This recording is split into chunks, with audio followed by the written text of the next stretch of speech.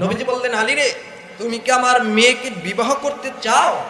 হযরত আলী বললেন, ইয়া রাসূলুল্লাহ, আপনি যদি বিবাহ দেন তাহলে আমি করতে চাই। জোরে বলেন না সুবহানাল্লাহ। নবীজি বললেন, আলী, তুমি যে আমার মেয়েকে বিবাহ করবা, তোমার কি টাকা আছে? হযরত আলী বলতেছেন, ইয়া রাসূলুল্লাহ, টাকা থাকবে কোথায়? আমার তো বাড়ি ঘরই নাই, আমার বাড়ি ঘরই নাই, টাকা থাকবো কিভাবে? নবীজি বললেন, আমার মেয়েকে যদি বিবাহ করতে চাও, তোমার তো মোহরানা দিতে হবে, তোমার কি কিছুই নাই? হযরত আলী বললেন, ইয়া রাসূলুল্লাহ, এই যে দুই হাতে দুইটা জিনিস, একটা ডাল আর একটা তরবারি।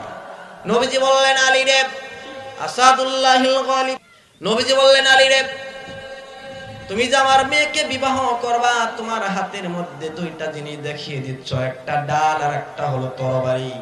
আসাদুল্লাহিল গালিব, আলী, তুমি তো যোদ্ধা, তোমার যুদ্ধের ময়দানে গেলে হাতের মধ্যে তরবারি থাকতে হবে, ডাল যদি নাও থাকে যুদ্ধ করা যাবে। তুমি ডাল নিয়ে বাজারে যাও, বিক্রি করে নিয়ে আসো, সেই বিক্রির টাকা দিয়ে তুমি আমার মেয়ের মোহরানা আদায় করবা।